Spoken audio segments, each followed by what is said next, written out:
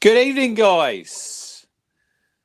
Welcome one and all. This is Talking Cricket. Hopefully, what are you drinking in?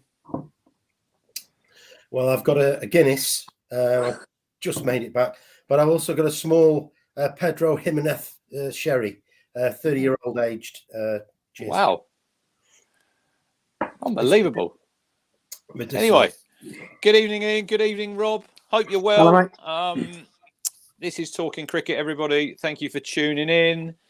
If you are watching live, as always, please hit the like button, hit the subscribe button.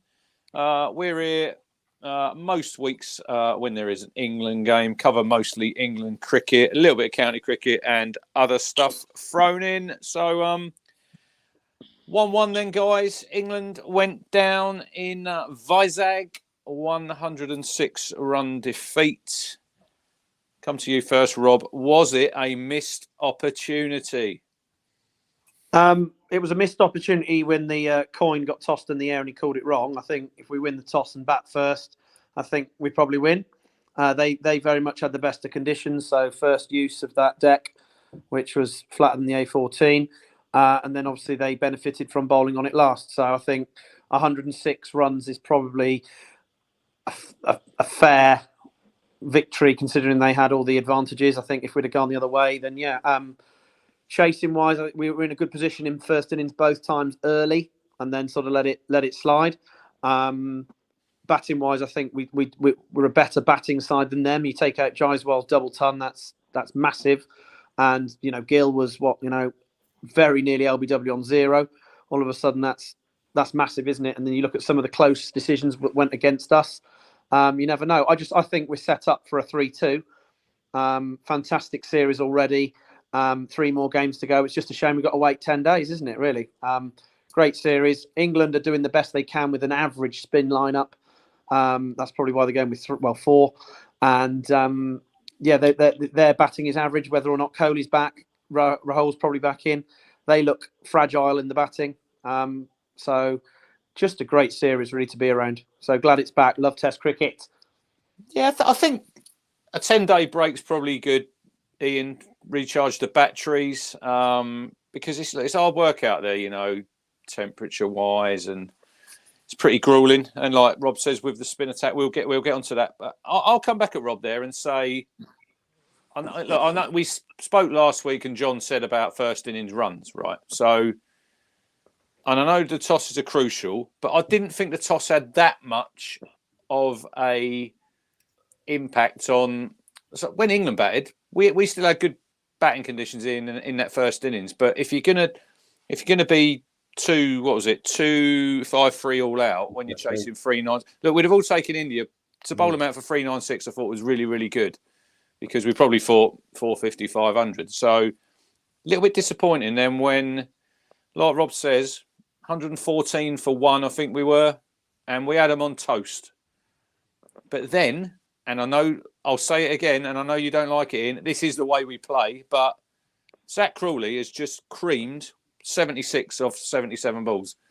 I think we've had drinks, come back, and I think Axar Patel's come on. I think he's hit him for 4 first ball. And then he's danced down the wicket. He's not there. He's gone through the shot. Look, it's a good catch, but it's little moments, like I said to you Saturday when I see it, innit? It's them little moments that you've got to manage just a little bit better, because when you're on top in India, I think you've got to keep your foot on their throat. And I've got an interesting stat here for you, if I can find it. I've got loads of notes in. I know you commented, didn't you, on me handwriting?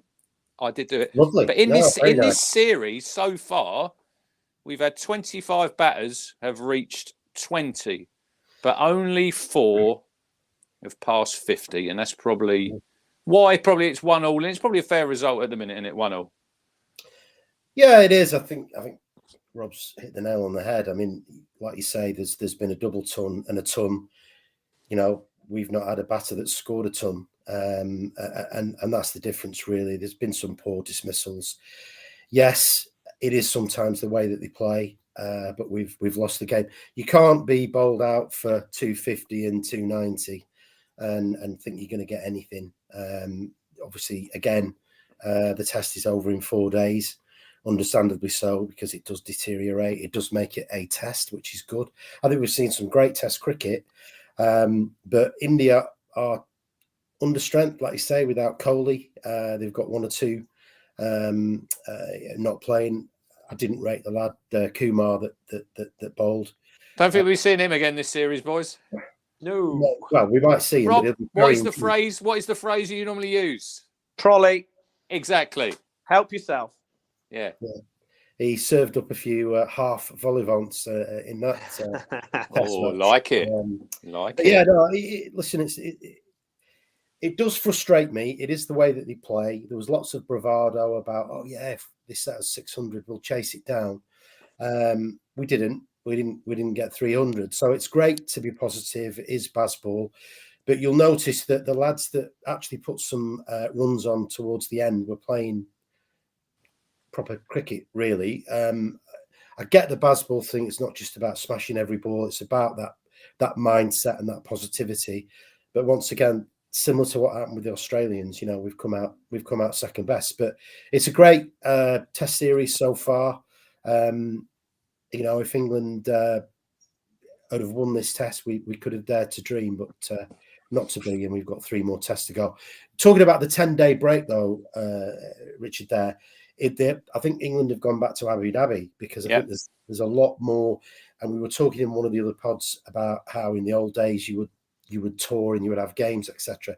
There's just so many more freedoms there in so much as absolutely great facilities. I think Ali Brown's working out there with the UAE.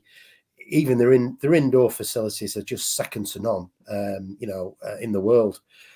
Their outdoor facilities are the same, and they can play golf. They can go out for meals and things like that. I'm not saying you can't do that in India, but in the subcontinent, it's more difficult to have that freedom. You're basically hunker down in your hotel and hope for the best. So, yeah, I can understand. I think the break is possibly a good thing. I don't know, but it'll all be driven by TV. I would think.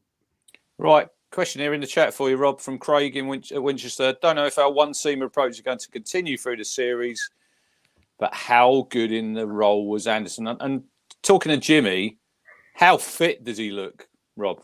I mean, he looks. He talked about that just quickly. He talked about that. I think it was on the 3rd evening when he done the press and he done the interview, and he touched on a little bit, saying he'd had a disappointing Ashes series and maybe his fitness wasn't quite. But he's gone away and worked, and I see his interview, and he's looking as fit as a butcher's dog. Correct. He's still got plenty of fans as Jimmy. I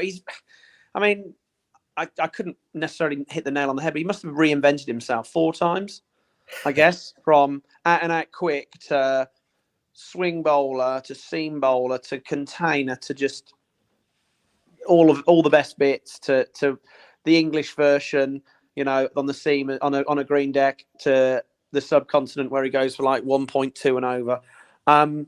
He's still got miles in the tank, hasn't he? It's absolutely fantastic to see. And England are managing his workload pretty well. And he's still good for a few runs of the reverse sweep as well. He loves that, doesn't he? He loves putting that out. He's fine in the field as well. He's not a liability in the field. It's funny if you think he used to 10 years ago. He's probably fielding the slips, wasn't he? He had quite a period of time at like second and third. Certainly for Swanee as well. I seem to remember him doing a bit there as well. But he's just kept reinventing himself, finding a role, finding something new to get his teeth stuck into. And like you said, if he's actually had the last 2 Ashes at home, it was crap, wasn't he? So he wasn't great this year, and the time before he got injured, the game before. I don't think he's won. There's a stat, I don't know it, but he hasn't won a home Ashes test for quite a long time now, has he? But so he's got that motivation, be it that fitness. He's gone away, he's worked at it. He's also had his salad done. Bit of highlights in the salad, like Kevin Peterson. Reinvention yet again, but better than Ollie Robinson's hair, by the way. Yeah, not as keen. Awful. But do we go to 2 seamers? Possibly. I just think if Root can bowl, I can live without one of the spinners, I think. And then just the way that Bumrah basically, Jaiswal's runs, but Bumrah was unbelievable, wasn't he? And it actually, Ashwin picked a couple up, didn't he, in the second dig? But yeah, maybe. I mean, the batting's strong enough. Can we squeeze one out? Can we squeeze a batter out who averages 20 and put Robinson in? I don't know. We'll probably talk about it a bit more, but I think there's definitely room for two. Hartley is growing on me, Ian.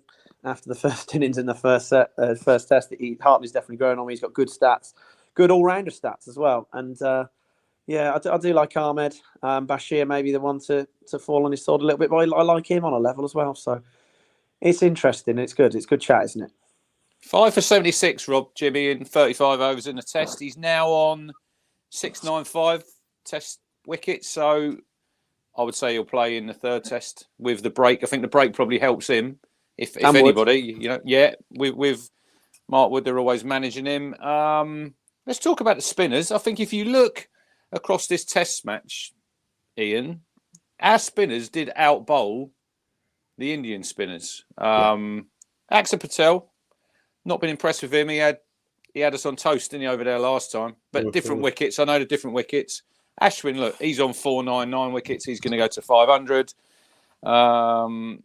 But Yadav, he got 3 in the first innings, but he's always got that magic ball, but he goes for a few runs. And I don't think look, this is a different England, Rob and Ian, that we're seeing now. We're not going out there like rabbits in the headlights. The only thing I was a little bit, when I've got down here, look, I've wrote down all the dismissals, how they got out. I mean, let's start with Ben Duckett. Now, I listened to his interview before the series, Ian, and he's had starts in all 4 innings, and I think we've got a 50 stand in both innings, in both tests so far.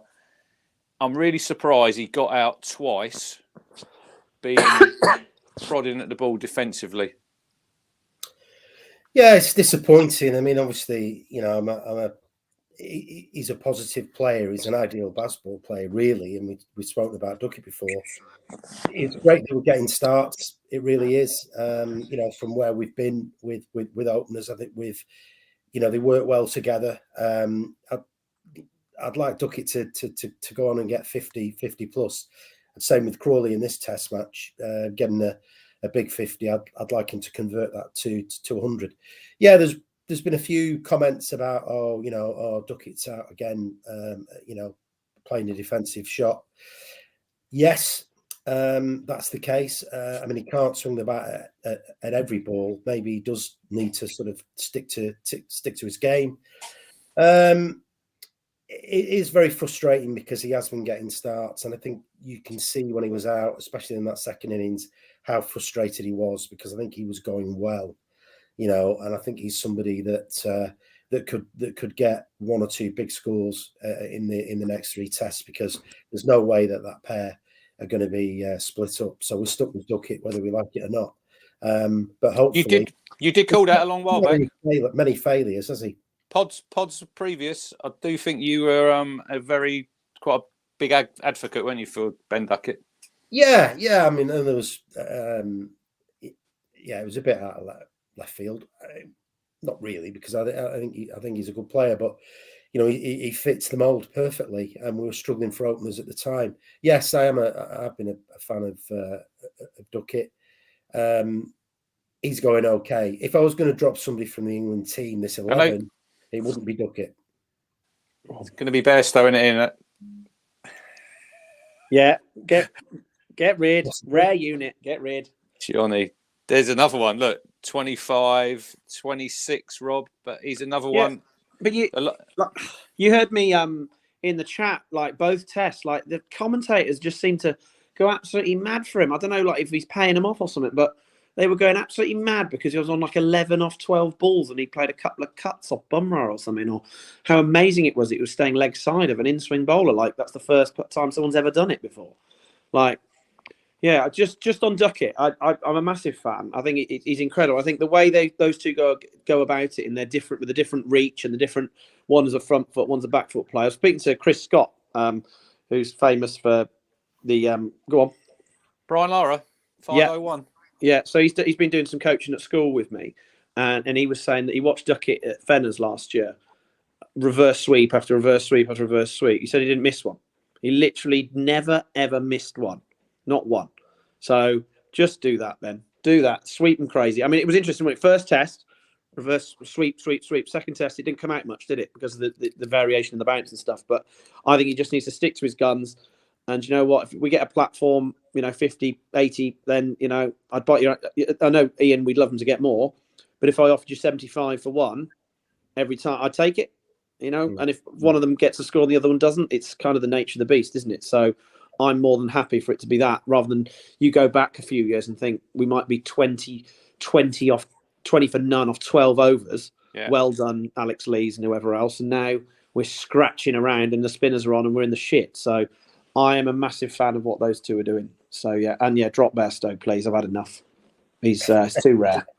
Just nothing to like about the man, I'm afraid. I don't know. Is Harry Brook going to come back into the tour? There's been no chat. I've not heard anything to suggest that he will. I mean, Bairstow does have obviously he's had some issues, and what happened with his dad was an absolute tragedy. But he's always been very, very difficult. I notice as well that he's got no bat sponsor again because he's fallen out with bat sponsors in the past. He's clearly using a ton. He's got the ton gloves as well, but he's in between sponsors, which is very unusual for a player of his standard. Listen, it was always going to be the case. I mean, what's interesting is the way that Bairstow was playing. Bearing in mind there was a lot of talk of him keeping wicket, which I think would have been a mistake. I think Folkes has done really well.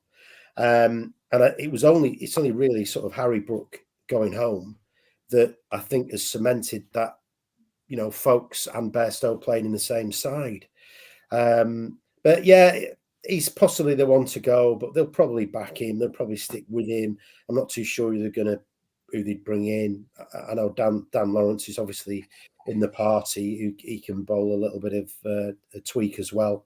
But yeah, I'm not too sure they'll make any changes. I think they'll just back him. Yeah, I think he's got 3 more tests robbed, and then he's played 100 for England. So I think Johnny stays. Talk to me about Ben Folkes and how good he was keeping wicket in this test match. Unreal. Well, you know me, Rich.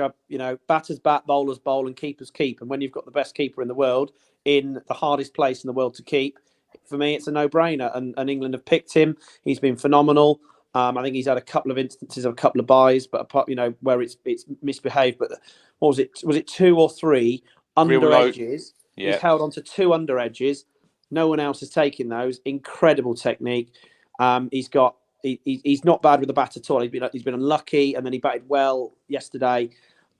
He's the best gloveman in the world, and you just need that in India. It creates confidence for your spinners, and also we're all looking forward to him standing up to a seamer at some point in this series, because that makes me very happy when he stands up to a seamer. And he's also got the best teeth in cricket. Best teeth in cricket? Wow. He's got a great smile. Write that down on your pad. Yeah, I think I've got room down here. But yeah, look, he was 36. He gives a glimmer of hope. Right, waking up yesterday morning, both of you, did we really think that England were going to chase down 399? I think this 292, guys, was the 3rd highest 4th innings score in India. So it shows how hard it is. And I listened to Shubman Gill, Ian, on the 3rd evening, and he was like saying 70-30 England. And the only reason there he give 30% chance to England is I think we've chased 250 5 times under Stokes and McCullum. But did we really think, Ian, that we were going to... It's a massive mountain to climb, wasn't it? Especially when you're giving...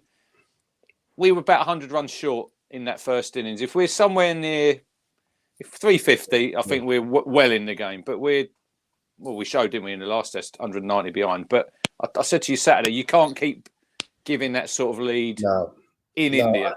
I think, listen, it's an unbelievable turnaround of mentality and mindset, and it's great that they think they can do it rather than going in the shell and trying to bat out.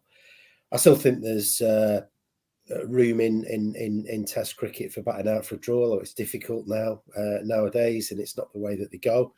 But in my heart of hearts, no, I didn't think they'd chase it down. I think when you've got Bumrah that's bowling the way that he can.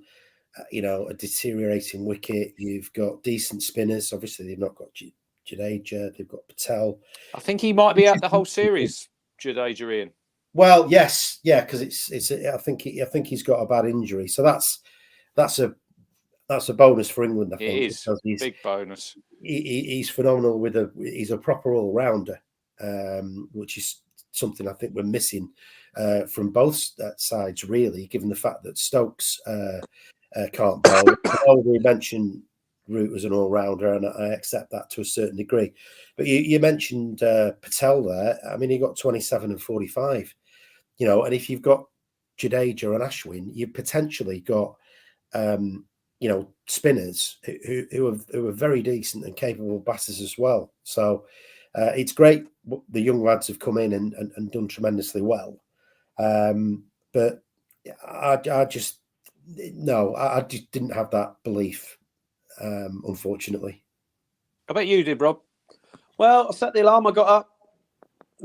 I got around it. I didn't think we'd win it, but I just thought, go on, tease us. And then what was it, 10-6? We will go until 10-6. We were probably. I didn't look at any odds, but we were pretty close. 10-6 comes. 10-6 comes, and I've seen it and I've watched it more than once. Tell me, Rob, how Zach Crawley? How is that LBW? Because I've watched it and I've watched it. Watching it live, I thought maybe clipping leg. The Indians, it was a half-hearted. They didn't even really appeal, and they were like, "Oh, shout!" Oh, I think it's only because they had three. Yeah. Only because they had 3 reviews that they twisted one. If they had 2 or 1, there's no way they're taking that review. And it was a weird one, wasn't it? It just looked like it pitched outside. It looked like it was doing enough to just clip, and then it comes through. And yeah, it was shocked. He just looked so good because he was actually playing. I mean, Ian probably would have been happy. He was just knocking it around. That they had 4 or 5 on the boundary, and he was just going 1, yes, 1, 1 on the floor, 1. Oh, field's up. See ya. Over your head. And he just looked $1 million, and that was the hammer blow for me because it just didn't look out. And then Root clearly wasn't at the races, was he, with his finger? The way he's come out and played that way, I think he was just trying to get a few before he got hurt or did any damage. And so that's, you're missing somebody who averages nigh on 60 and is phenomenal in those conditions. So we were a little bit of a rub the green stuff. Stokes' run out was poor, that needs to not happen. Yeah. So you like you said, you do the toss the other way around, and you get Gill and Joshua won't get 200 again for a while. Wait, who knows? But a few little rubs of the green here and there, and we're probably 2-0 up. So as I said before, just a great test series. Roll on the 3rd test. It is fine margins, Ian, like Rob says there. It's them little margins that you've probably out in India. You need them to go your way, and yeah, look, it was given LBW, and then I think Bairstow followed after, and it was, you're thinking 3 down. Was it 3 down at 10-6, or 4? Was it no 4 down? 4 down. 4 down. You're going in at lunch. We've scored 130 in the session, which is really good. You're thinking, 3 wickets in Ahmed, obviously Nighthawk. So you always thought he might pop a few around and then probably get out. And I never thought he was going to be there any sort of length of time, but that was the nail in the coffin. So Jasprit Bumrah, he's got 6 for 45, 3 for 46 second innings, man of the match. He's got to be the best quick bowler across all 3 formats, Ian, as far as I'm concerned. Yeah, he's a dynamic cricketer, isn't he? I mean, as I think I said in the chat, what annoys me is that his stem guard and his helmet he wears the wrong way up. He wears it upside down, and that's upsetting the kit badger in me. So I can't like him too much. But in all seriousness, what I like about him, and obviously he's got that rather odd run up on what have you, is that he's very consistent across all formats, as you say. He can be a match winner. Great change of pace to get folks out, caught and bowled. Superb. But he plays with a smile on his face. He enjoys it. He plays in the right spirit. So he kind of, you like him. You've got to like him for him because I mean, there's been some absolutely world-class bowlers who you think, oh, Christ, he's a dick, but you respect his skill set, etc. His or her skill set, I should say. But Bumrah, absolutely quality. And if you think of this test, it's 3 people that have swung it for India. And if we were going to chase that down that big total, it needs one person at least to get a ton. And we've not managed it. So yeah, disappointing. So he averages 13 at home with the ball, Rob Bumrah, and 21 away. Is he key? England's got to work out how to play him if we're going to win this series. Well, if you listen to the commentators, you just need to stay leg side of it, don't you? And bat like Johnny and take him for a couple of boundaries and then get poled and you've done your bit. In all seriousness, he is probably the best bowler in the world, annoyingly. I do. Funny action, isn't it? Oh, why aren't we teaching the kids to bowl like that, eh? Half a run up and a straight arm, He knows how to bowl. His control is phenomenal. The slower ball, slower ball. He's not really used the bumper. Nips it away, comes back and reverses it. Absolute class. You go, Bumrah's class. You've got Ashwin, who I despise, but is a good bowler. Jadeja obviously not playing. Axar Patel underbowled. Yadav, you'd have him instead of Ahmed, wouldn't you? They've got 4 of the probably 5 best bowlers in the game. So it clearly isn't that, is it? It's our batting stronger, their bowling stronger, and it's just that playoff, isn't it? And if our bowling could be a bit stronger, or that it's fine. It's the same conversation, but it's fine margins, isn't it? But yeah, Bumrah, best bowler in the world. Wish he was ours. Look, I know all 3 of us want England to win, but wasn't that a great sight, Ian? Ollie Pope when he's leg stump and middle. I mean, we all want England to win, but that's just great bowling, isn't it? Seeing something like that. It's probably going to be Wisden do great photo. Photographs of the year. I'm sure that image will feature in the top 5. It's not what you want to see. I think we put something in the chat, didn't we? Play a review or whatever, but absolutely bowled neck and crop, as they used to say. Yeah, it's one of those. It's one of those things, and he's a sensational bowler. He does have his own natural style, but he does a bit with the ball. He's got great control. He puts it in good areas, and he thinks about it. It's great to watch.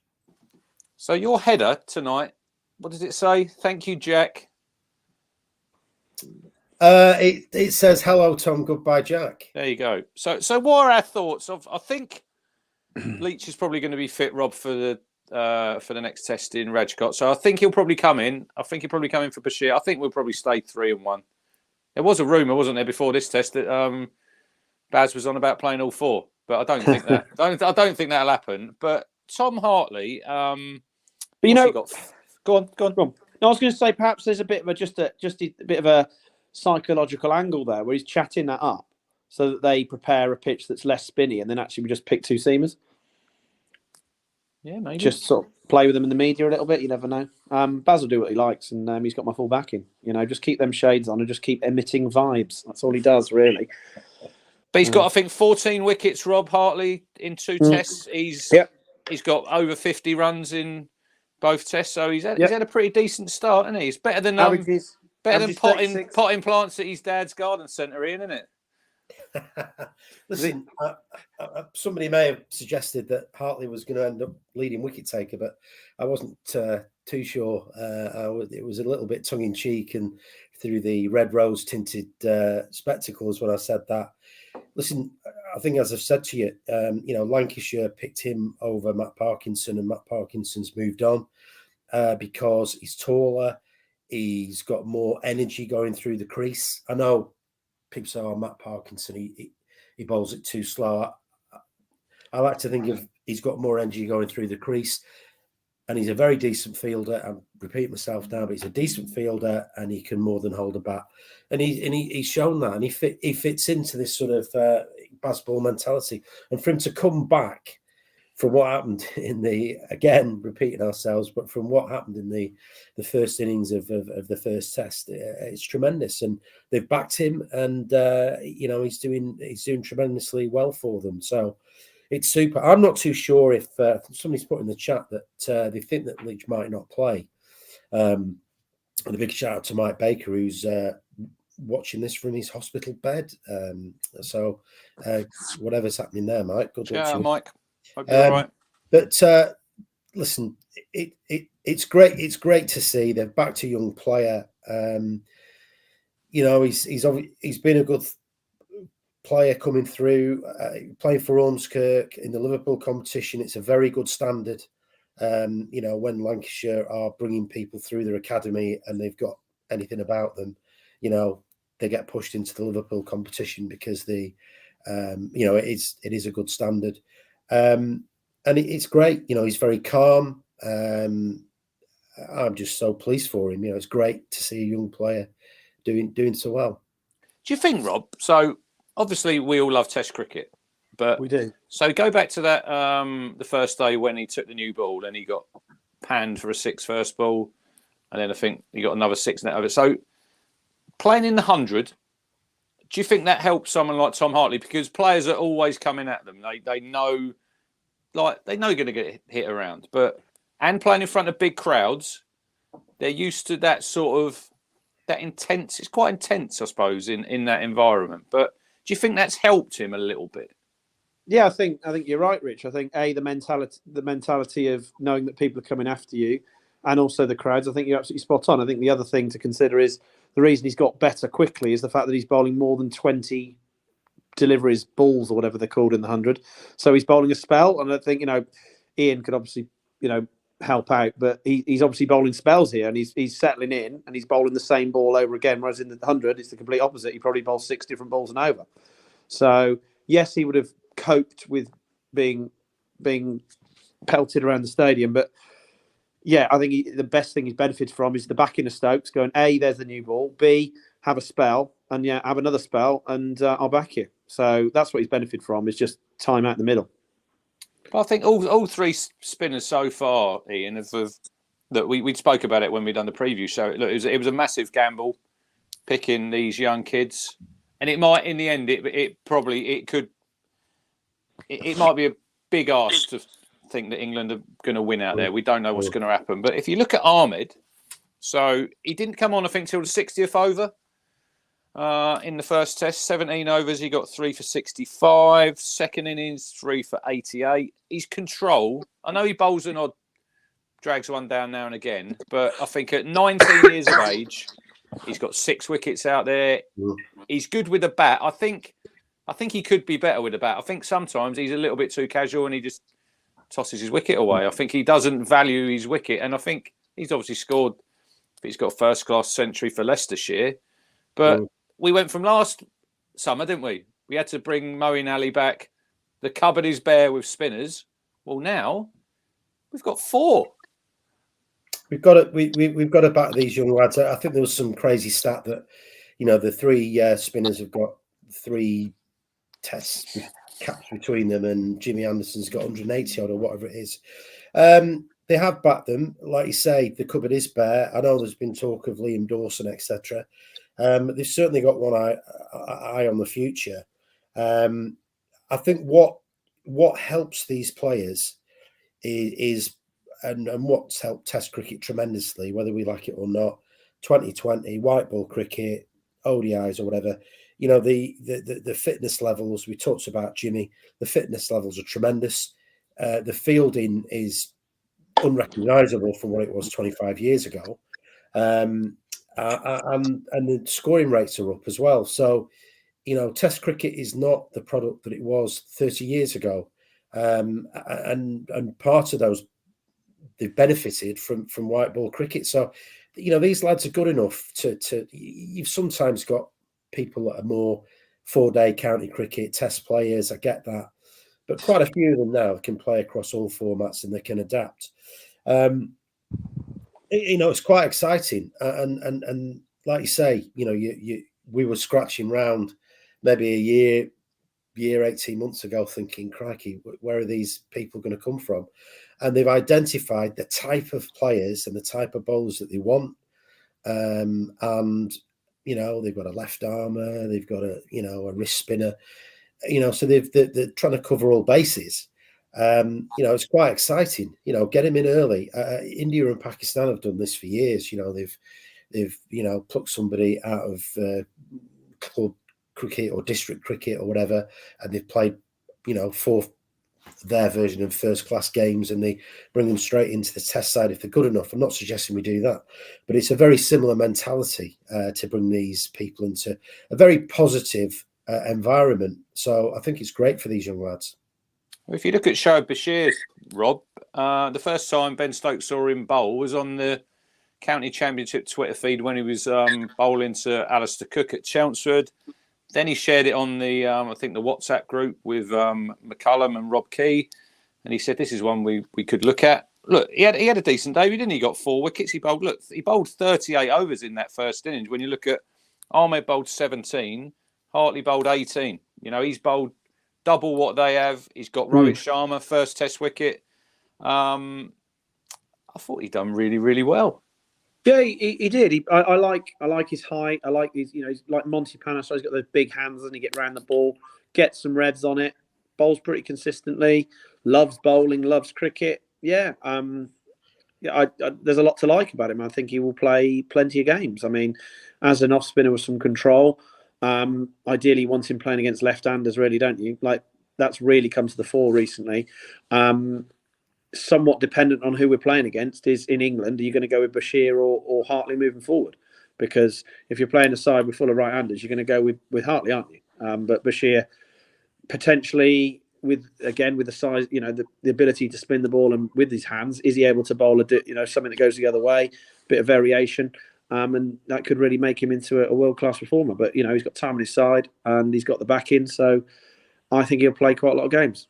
So you wouldn't be picking Ahmed in England then, Rob? Not just yet. For me, he's just a bit too. If he can get his batting up to a level where he's batting seven or even 6, which I think they've talked about, and I can see it, like he just a bit loose, like Ian said. If he can get himself up to 6, 7 or 6, then yeah, he'll get in that role, and that creates a space, doesn't it? But for me, he just bowls a drag down or a full toss every over, and I think if he's bowling on English decks day 1, day 2, it's not going to spin. He's not going to he's not going to get on. He's not going to contain. He's a bit of a luxury, isn't he? Really, in England, so I don't think he'll play. Yeah, I think as you said, Ian, I think Hartley's probably the all-round package. No, I don't want to be disrespectful to Jack Leach because he's done well for England. But if you look at Hartley, ball, bat, fielding, it's a no-brainer for me. He's done really well, and I think Leach has done a pretty good job, and we've spoken about Leach, and everybody likes him, and this kind of thing. But it was almost like he has done a great job, but he's almost like a placeholder selection until we get somebody who's a world class. Which is, we're not going to get that. We're not going to get a Shane Warne. We're not going to get whoever. But you know, maybe Leach, if he's fit, takes the place of either Bash or Ahmed. I'd like to see Ahmed play, especially in India. I think Rob's right. I think with his batting, he can bat, and people say, he can bat, but he sometimes needs to just rein it in. And it's great and everything, but he just looks like he's batting under 13s pairs cricket. You know, you lose 5 runs if you're out type thing. He needs to get a grip. It's interesting because Ryan in the chat there is asking if Hartley will get a red ball game. Not now. We've got Nathan Lyon. We spoke about this, I think, last week, didn't we? About where will he fit in at Lancashire? Because obviously Lyon's going to play. Well, is Lyon just playing red ball cricket? Is he available for all formats? I'm assuming he's. My understanding is having the full season. Certainly, 4-day cricket with a focus, but there's no reason why he can't play. White ball cricket, because he can give it a biff. I think Hartley will play, obviously, white ball cricket for Lancashire, but I just think that now, with what we've seen, he's probably going to be, in the England setup, and Lancashire aren't going to see a great deal of him. And maybe that's part of the plan. Maybe that's why bringing Lyon in was part of Lancashire's strategy. I've got a little task for you, Ian, moving forward. It Oh, might yeah. be a big ask. It might be a big ask. Can we get Nathan Lyon on the pod? Well, I think Rob's given his verdict there, but apparently Grumpy Neil, the overseas amateur that they've got in for Walton Liddale, is friends with the Lyon family. So there's possibly some kind of connection happening. I'm hoping to get an invite at Lancs from Neil at some stage. Be disappointed if that's not the case. But yeah, we can give it a go. We might be up for it. Be good to get him on it, wouldn't it, Rob? Bowling, Good, Gary. Bowling, Gary. Agreed. I'll see it when I believe it when I see it. Well, you've got to think big. Think big. Anyway, thinking That's big. fine. Moving ahead to the third test. What are we thinking team wise? Is it a case, Rob? We don't know what the wicket's going to be like yet. Is it a case of win the toss, win the game? Win the toss, win the game? Potentially. We do love a chase, though. We just need to not be 120 or more behind, don't we, really? If it's you bat first, you don't even think about it. You just bat first, don't you?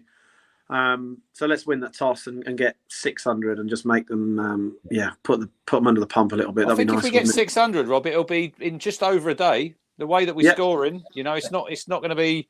We're not going to be dying wondering. We just need to. I can see in one of these three tests, if we win the toss, I can see a big opening partnership here. They've made 50 4 times. We need to nail them when we get that opportunity and go like Crawley 76 and 73. You're not going to win test matches in India, Rob, with 70s, are you? You need to nail them big ones, like the Jaiswal innings for them, 209. Gill, obviously, I know he got 100. He was a bit fortunate, wasn't he, really, because he could have been out second innings, and then he'd have been under pressure because he hasn't really performed. Obviously, Kohli be back, Rob, for them, I would have thought. No, I don't think so. You don't think he'll be in?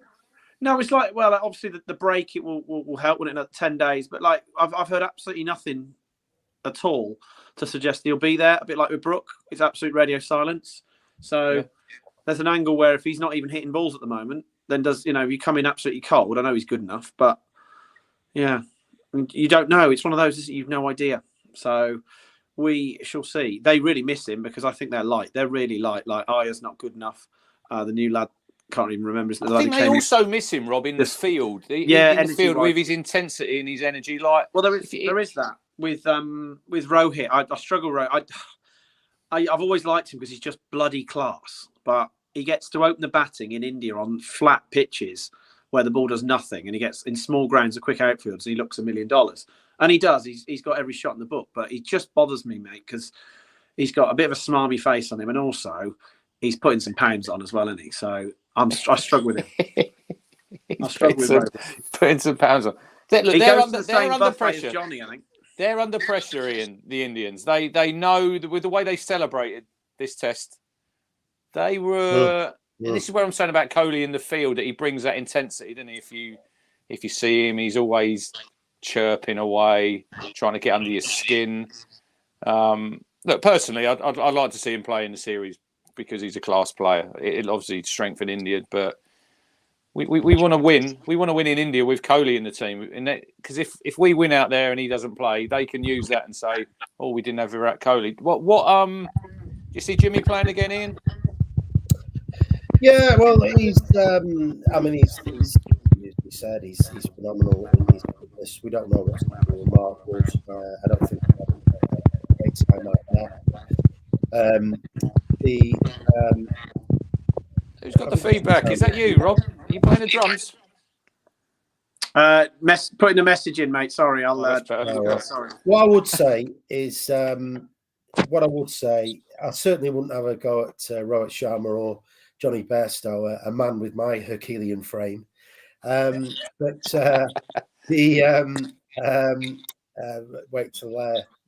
they're in the mid-50s.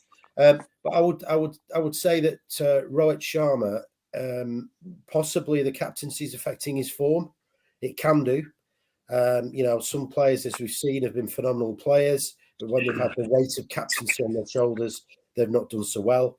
We've obviously had players like Strauss and Cook, and even Root for the vast majority of his time as captain.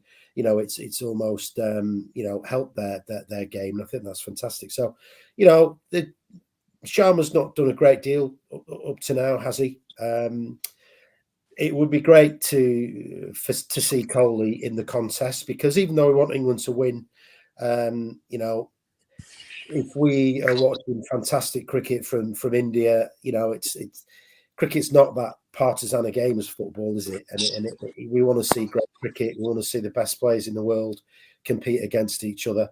So it'd be great to have Kohli back.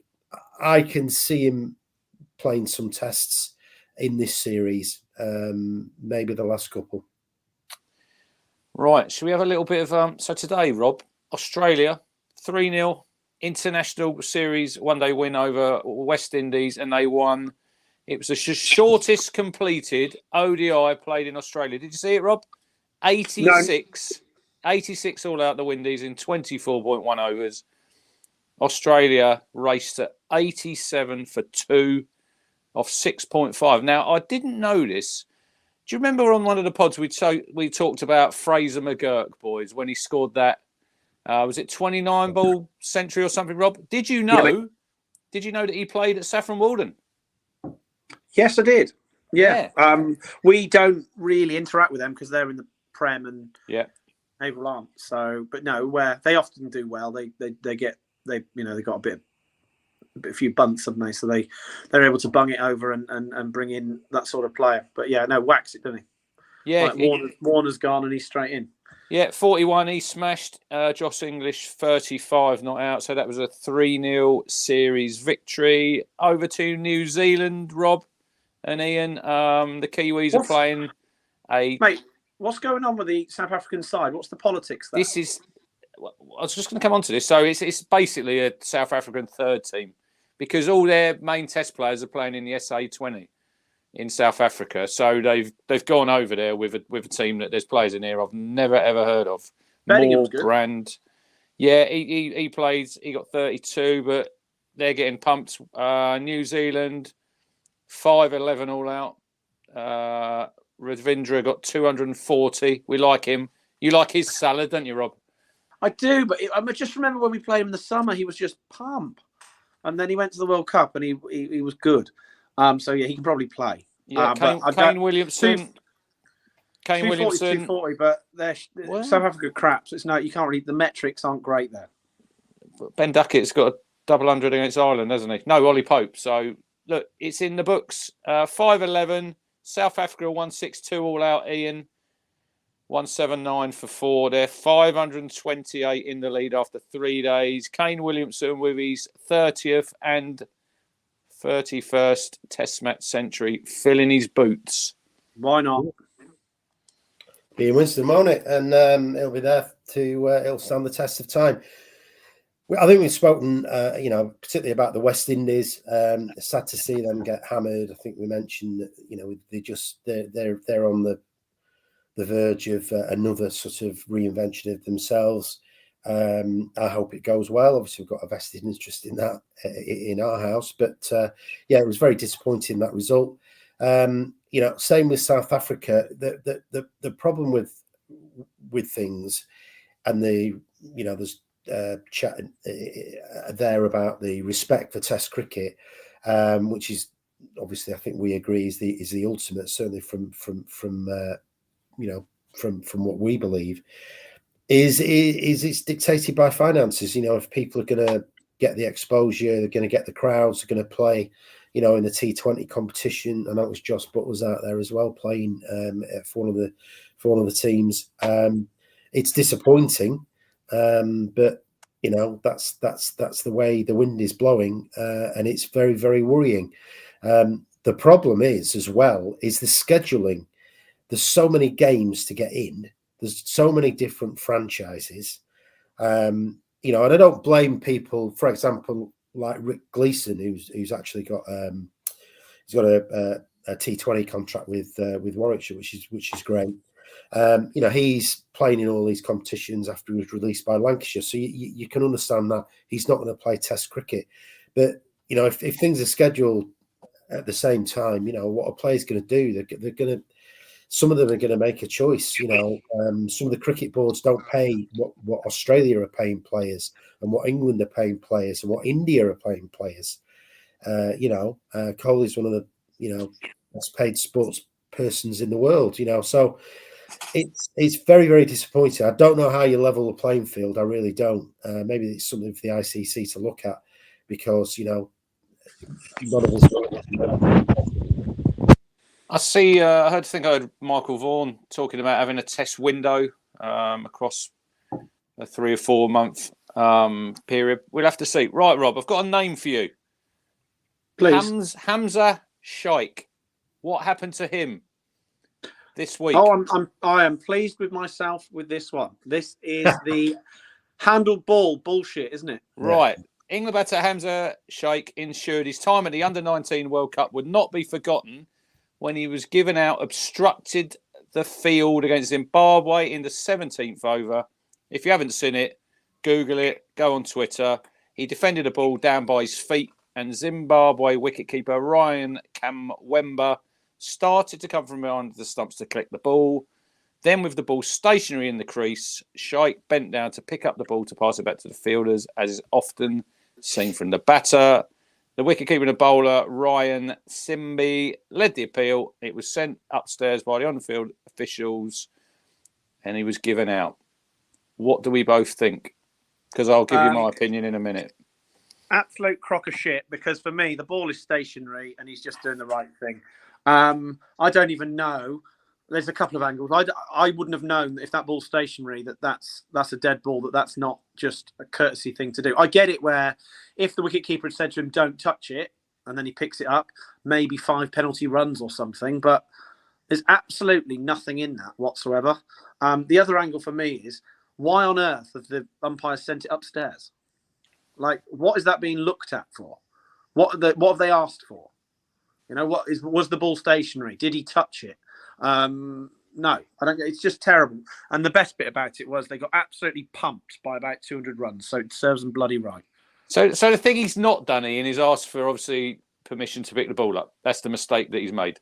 Yeah, I mean, you get it. Listen, you get it in club cricket. There's a lad that we play against that don't touch the ball, don't touch the ball. He goes over the top. What happened is the letter of the law of the game, he was given out. Yeah. What should have happened is the Zimbabwe captain should have withdrawn the appeal, and then they get on with it. That didn't happen. So when young Ali, I think, who got 7 wickets, was sort of going through them, there was a lot of over-enthusiastic celebrations towards the Zimbabwean players, which was unnecessary, but it wouldn't have happened had the incident in the first innings not happened. So it's not good for cricket. It's not a great example. And these are young, up-and-coming players, and it was very poorly handled, I think. I think the umpires could have had a word with the captain, just say, we've got to give it out, but if you withdraw the appeal, that's more in the spirit of the game. I know the spirit of the game seems to count for nothing anymore, but it was poor show from Zimbabwe. So I totally agree with both of you there. I can't have that. And then I see, guys, I think it was in the Sheffield Shield. Can't remember what the game was. Who does Moses Enriques play for, Rob, off the top of your head? Mate. Well, I'm just asking you. I'm asking you a question here. I thought you might know. Right. So he was at the non-strikers end. That is too neat. It's the guy was batting left-handed. He's played it back to the bowler. He's out of his crease. So the bowler's collected the ball in, and he's thrown it. He's thrown it to stumps, and he's like played a forward defensive. So it's been given not out. What do we think on that one? Because he was out of his crease. Not out. I agree with it, but I agree with you there, Rob, about the decision in the under-19s. Why can't the on-field umpires make that decision? Why do they have to send it upstairs? Just say, because they bottled it. They don't want that on them. That's why. But look, but also that if I can have an opinion on that run out one, I'm not out as well. He didn't he didn't move from in a natural position. It wasn't like that one with Jason Roy when he ran across the wicket and against Saffers and then came back down and in and got done for it. He just was in a natural position that if he hadn't used his bat, it would hit him on the leg. So, and it wouldn't have been out either because he was in the way. But he wasn't in the way because he was blocking. He was in the way because he was stood where he was stood in a natural position, and the right thing has happened. And if he'd have maybe smoked it over mid-wicket for 6, it's probably also not out. It's just funny. But yeah, batter's bat. People come to watch the batter's bat, not the bowler's bowl. So that bowler just needs to go back to his mark and keep serving up them half volleys on a trolley. Thank you. Right. Any other business? Quickly, did anyone see Angelo Matthews? Did you see his dismissal in the Hit wicket, Afghanistan? Yeah, he did have 141 at the time. They obviously won by 10 wickets. I did see Rob on social media, Haverhill Cricket Club, refurb of the nets. What's going down? Yeah, absolutely. What you've read, mate. Yeah, getting around some new. Suffered in the wind. Suffered from the wind and the debris. So yeah, not fixable. Needs a big overhaul. So yeah, get around it. Any other business? What else? Yeah, quickly. It was with not a small amount of disappointment that when tuning the radio on for the first test, it was not TMS who'd got the coverage, but Talk Sport 2. Right. Spoke about this last week, and John said he doesn't listen to it. I don't mind it. One thing I will say, Rob, I don't know what you think. A little bit too shouty for me. Yeah, a little bit. Yeah, a little bit too football-y. And also, they're basically just ripping off everything, aren't they? But you know, they the format's the same. Everything's the same. It's TMS, but like sort of not, you know, on a budget with shouty footballers. And there's some of them I can't stand. It's funny, isn't it? So many of them literally do the TNT or BT, whatever you want to call it. So many of them are jumping across and sometimes saying the same thing, obviously, and saying the wrong thing, the wrong context because they're on the radio and on the telly. You know, Bogley and KP and Ravi and whoever else. It's just poor man's TMS. Really, bring back TMS, BBC. I still pay your license fee. I don't watch his telly anymore. Where's that money going? Invest more money in TMS, please. Ag is an institution. Let's hear more about cakes, please. Ian, anything else? No. You know my views on TMS. I'm a big fan of Dan the Man Norcross. Was drinking with him until 4 o'clock in the morning one time as well. That was a night. But yeah, I listened to a bit of it because I was driving. And yeah, it's not. I prefer TMS, but it was cricket coverage. Obviously, TNT. This test have had a bit of a studio scenario going on because they didn't have that previously with Finn and Cook, and it's been pretty good. It's been okay. Yeah. In Sweden as well, Ian. They were. That was where they were in the studio. Yes, I mean obviously TNT was sold to Paramount Discovery Plus, no longer owned by BT, and they've got different headquarters and things like that. Yeah, they didn't have no studios over here, so they had to decamp to Sweden. Anyway, thank you for both of you, lovely gentlemen, for this evening, and everyone in the chat. We'll be doing a pod after the third test, so probably about 2 weeks, probably on the Wednesday, the 21st, because I've got a big game to attend on the 20th, Ian. Ipswich Town versus Rotherham. Anyway, no football chat at the minute on here. The Wolves are doing well. Yeah, but we're here for the cricket. Here for the cricket, boys. Anyway, we will see you in a couple of weeks' time. Keep your Let's see what England can do in the third test because it's been exciting so far. All to play for. We'll see you in a couple of weeks. Cheers.